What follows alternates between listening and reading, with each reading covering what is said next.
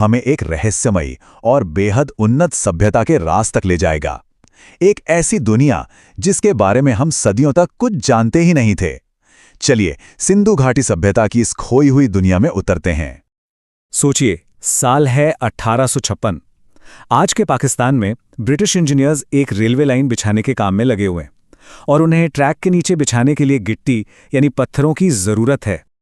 तभी पास के टीलों की खुदाई में उन्हें कुछ ऐसा मिलता है जिसकी उन्होंने कल्पना भी नहीं की थी। लाखों पुरानी एक ही साइज की पक्की ईंटें। काम आसान हो गया।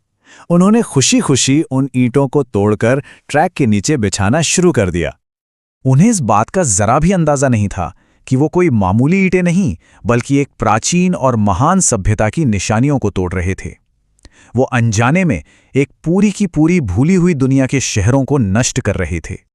तो सवाल ये है कि आखिर इस खोई हुई दुनिया को आधिकारिक तौर पर खोजा कैसे गया?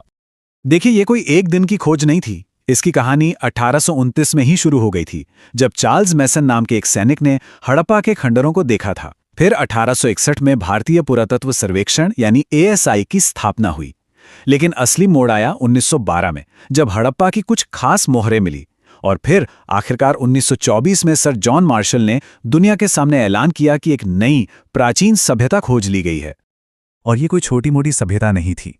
इसका फैलाव करीब 15 लाख वर्ग किलोमीटर में था। ये अपने समय की सबसे बड़ी सभ्यता थी। आप अंदाजा लगाइए, प्राचीन मिस्र और मेसोपोटामिया दोनों को मिला दें तो भी ये उनसे बड़ी थी। तो चलिए अब पड़ताल के अगले चरण में चलते हैं और देखते हैं कि इस सभ्यता के शहर आखिर दिखते कैसे थे। इनके शहर तो बस कमाल के थे। सोचिए, हजारों साल पहले सड़कें एक परफेक्ट ग्रिड पैटर्न में बनी थीं। पानी की निकासी के लिए ढकी हुई नालियां थीं, जो आज भी कई जगहों पर नहीं मिलती। बड़े बड़े पब्लिक बाथ्स और अनाज रखने के लिए अन्न भंडार, और तो और कचरा इकट्ठा करने का भी एक ऑर्गेनाइज सिस्टम था। जरा इस शहरी योजना पर गौर कीजिए। उनकी सड़कें एक दूसरे को बिल्कुल 90 डिग्री के एंगल पर यानी समकोण पर काटती थी, ठीक वैसे जैसे आज के मॉडर्न शहर डिजाइन किए जाते हैं। ये कोई इत्तेफाक नहीं हो सकता, है ना? ये एक अविश्वसनीय रूप से एडवांस प्लानिंग को दिखाता है, जो शायद किसी सेंट्रल अथॉरिटी या एक कॉमन ब्लूप्रिंट से आई होगी। शहर की प्लानिंग तो बेहतरीन थी, पर वहां रहने वाले लोग, उनकी टेक्नोलॉजी कैसी थी? चलिए देखते हैं। 1.6 मिलीमीटर, ये नंबर क्यों जरूरी है? क्योंकि लोथल में हाथी दांत से बना एक स्केल मिला, जिस पर सबसे छोटा डिवीजन 1.6 मिलीमीटर का था। ये पूरे कांस्य युग का सबसे सटीक, सबसे प्रिसाइज माप है। उनकी सटीकता का लेवल देखिए। और उनकी इंजीनियरिंग तो अपने समय से कोसों आगे थी। जब मेसोपोटामिया और मिस्र में ज्यादातर खुली नालियां होती थी, सिंधु घाटी के हर शहर में ढकी हुई सीवर और ड्रेनेज व्यवस्था थी। सच तो ये है कि उनका सिस्टम आज भी भारत और पाकिस्तान के कई इलाकों के सिस्टम से बेहतर माना जा सकता है। और ये लोग सिर्फ इंजीनियर ही नहीं, कमाल के क्राफ्ट्समैन भी थे। इन्होंने मेटलर्जी में नई तकनीकें विकसित की। व्यापार के लिए जानवरों के चित्र वाली वो खूबसूरत मोहरें बनाई। ये पहिए वाली बैलगाड़ियों का इस्तेमाल करने वाले शुरुआती लोगों में से थे। और इतना ही नहीं, समंदर पार व्यापार के लिए इन्होंने जहाज तक बना लिए थे। अब तक हमने जो भी जाना वो सच में हैरान करने वाला है।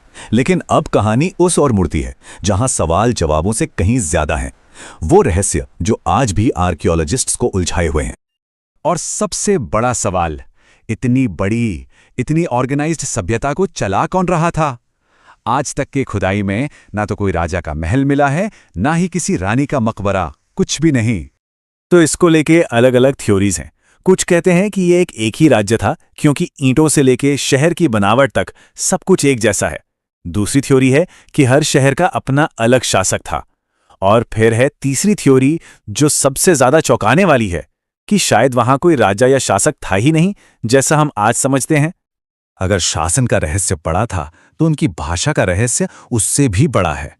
सिंधु लिपि में 600 से ज्यादा चिन्ह हैं, लेकिन आज तक इसे कोई पढ़ नहीं पाया। दिक्कत यह है कि हमारे पास इसे समझने के लिए कोई की नहीं है।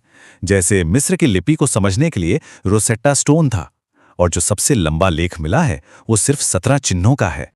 और ये रहस्य धर्म के मामले में भी है। कोई बड़े मंदिर नहीं मिले हैं, लेकिन जो मूर्तियां मिली हैं उनसे लगता है कि शायद वो एक मातृ देवी की पूजा करते थे।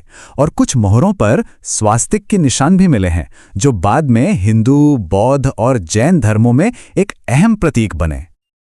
और अब आते हैं सबसे बड़े और आखिरी रहस्य पर। इन लाखों लोगों और उनके इतने एडवांस शहरों का आखिर हुआ क्या? ये एक बहुत ही सीधा लेकिन गहरा सवाल है। वो लोग आखिर कहाँ चले गए?